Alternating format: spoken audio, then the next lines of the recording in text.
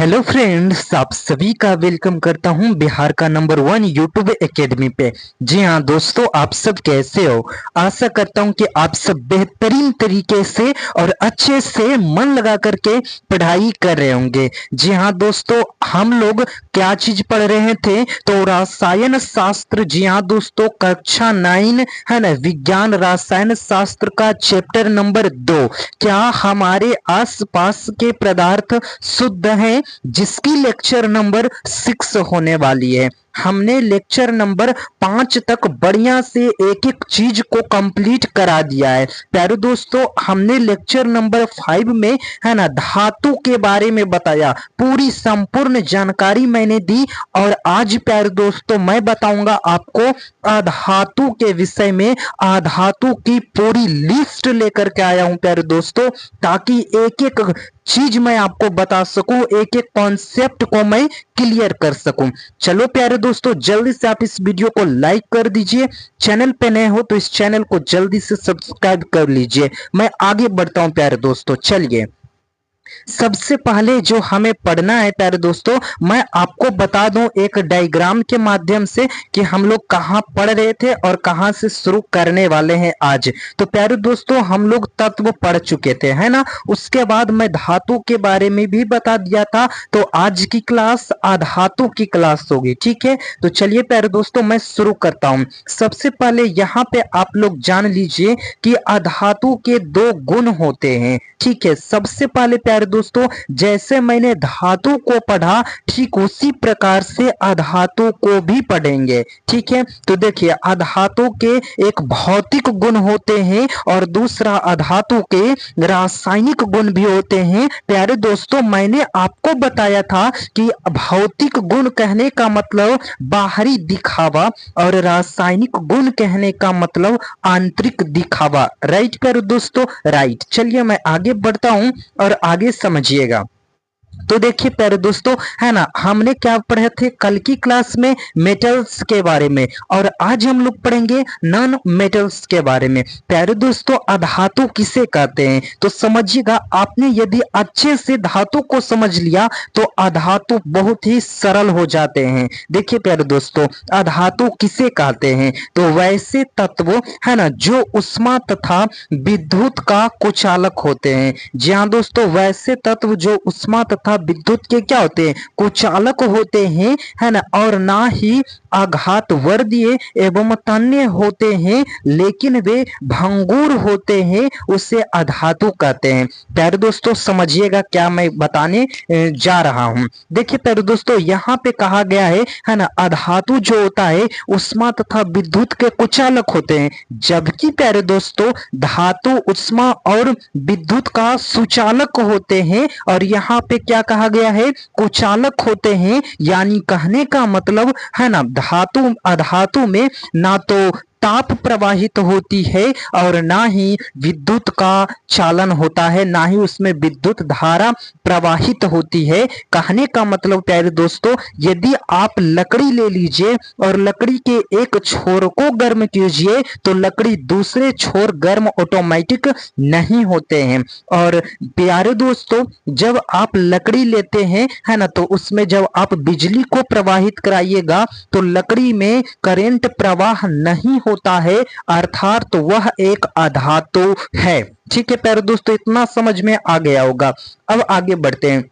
क्या कहा गया है कि यह आघात वर्धीय और तन्य नहीं होते हैं। जी हाँ दोस्तों, लकड़ी जैसे है ना, तो उसे आप उसे पीट करके उनसे चादर नहीं बना सकते हो, है ना, और ना ही उसे किसी रूप में बदल सकते हो। प्यारे दोस्तों, यहाँ पे कहा गया है वह भंगुर होते हैं, यदि आप उसे तोड़िएगा तो वे चूर चूर हो जाएंगे, उसे ही हम लोग अधातु कहते हैं। तो प्यारे साथी, आपने समझ गया होगा कि अधातु किसे कहते हैं। चलिए मैं आगे एग्जांपल्स के माध्यम से आपको समझाता हूं। जैसे देखिए, नाइट्रोजन गैस।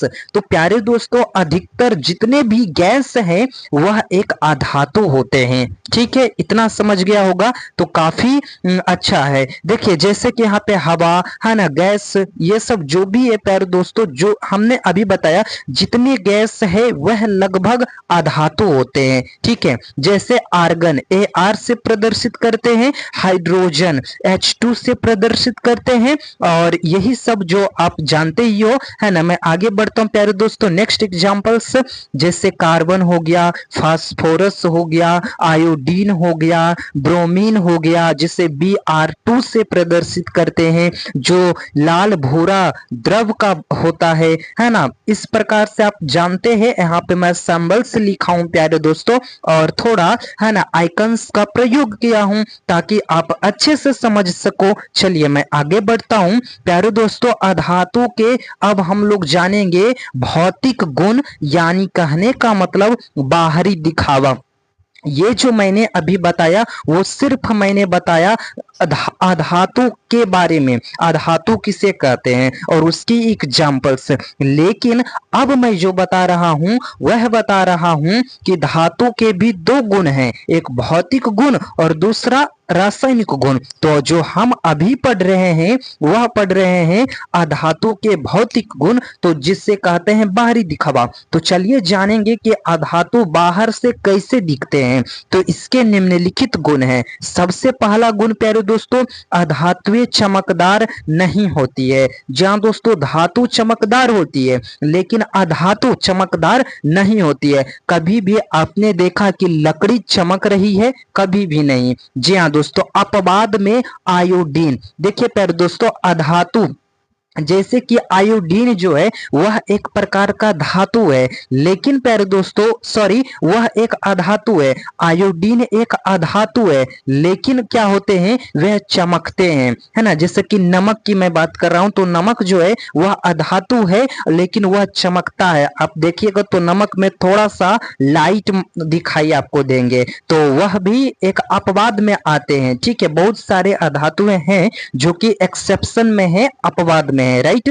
चलिए आगे देखिए। तो अधातुएं प्रायः ठोस एवं गैस होती है। मैंने अभी आपको बताया कि अधातु प्रायः आप देखिएगा तो वह ठोस होंगे या फिर क्या होगा तो गैस होगा। आपको ज्यादातर गैस ही मिलेंगे। ठीक है, मैं आगे बढ़ता हूं। अपवाद में जैसे कि ब्रोमीन, ब्रोमीन क्या है, यह गैस अवस्था में होता है। ठीक है, जैसे प्यारे दोस्तों अधातु भंगुर होते हैं। मैंने अभी बताया जब आप अधातु को तोड़िएगा तो वो चूर चूर हो जाएगा, कहने का मतलब वह भंगुर हो जाते हैं। ठीक है, अधातु विद्युत एवं उष्मा के कुचालक होते हैं। अधातु प्यारे दोस्तों वह विद्युत और उष्मा के कुचालक होते हैं। मैंने आपको पहले भी बता रखा है।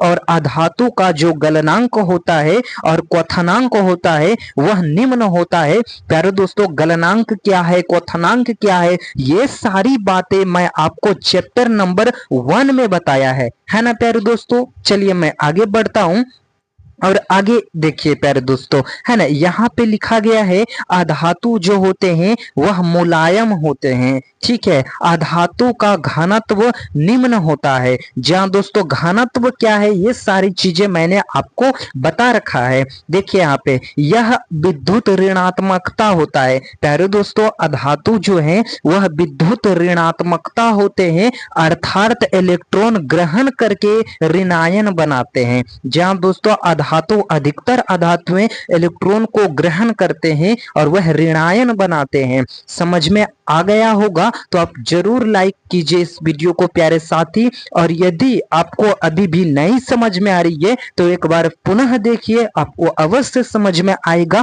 और इलेक्ट्रॉन क्या है, प्रोटॉन क्या है, ये सारी चीजें अभी आपको नहीं पता है तो थोड़ा सा इंतजार कीजिए। मैं नेक्स्ट चैप्टर में आपको पूरा तरह से डिटेल से एक एक कॉन्सेप्ट को मैं क्लियर करूंगा, राइट प्यारे दोस्तों। चलिए मैं आगे बढ़ता हूं और आगे देखिए, है ना, यहाँ पे है अधातु के रासायनिक गुण। जी हाँ दोस्तों, अधातु के रासायनिक गुण निम्नलिखित गुण हैं। सबसे पहले जब अब अधातु और ऑक्सीजन दोनों को आपस में मिला दीजिएगा तो अम्लीय ऑक्साइड का निर्माण होता है। तो आप ऐसे ही याद कर लीजिएगा कि जब अधातु और ऑक्सीजन को आपस में मिलाएंगे तो अम्लीय ऑक्साइड का निर्माण होता है। आप ऐसे लिख लीजिएगा, और एग्जाम्पल्स इस प्रकार से, जैसे कार्बन क्या है, एक गैस है और गैस है तो यह अधातु है। और जैसे O2 ऑक्सीजन, दोनों को आपस में जब मिला दिया जाता है प्यारे दोस्तों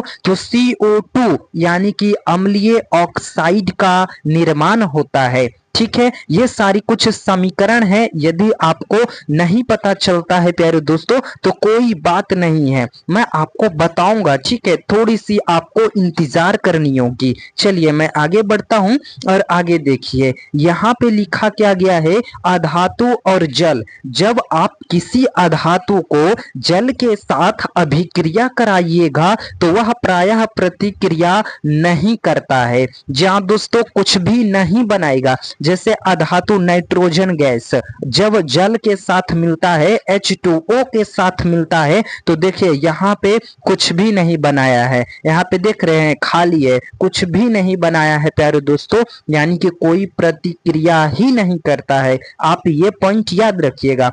आगे देखिए लिखा क्या चीज गया है, तो अधातु और अम्ल, जब आप अधातु और अम्ल को आपस में मिला देते हैं तो यह भी प्रायः प्रतिक्रिया नहीं करता है। प्यारे दोस्तों O2 अधातु है और HCl हाइड्रोक्लोरिक अम्ल, दोनों को आपस में मिला दिया गया है तो कोई भी, है ना, किसी भी चीज का निर्माण हुआ, कोई भी चीज का निर्माण नहीं हुआ। तो आप इस पॉइंट को भी अवश्य याद रखिएगा। ठीक है, क्योंकि ये सारी पॉइंट काफी इंपॉर्टेंट पॉइंट है। ठीक है, आपको आगे चलकर पढ़ना ही पड़ेगा। जैसे प्यारे दोस्तों देखिए अधातु और हाइड्रोजन, जब अधातु को हाइड्रोजन के साथ अभिक्रिया कराया जाता है तो हाइड्राइड बनाता है। क्या चीज बनाता है, धातु के हाइड्राइड का निर्माण करते हैं। जैसे एग्जांपल्स में देखिए तो H2 यानी अधातु है और क्लोरीन Cl2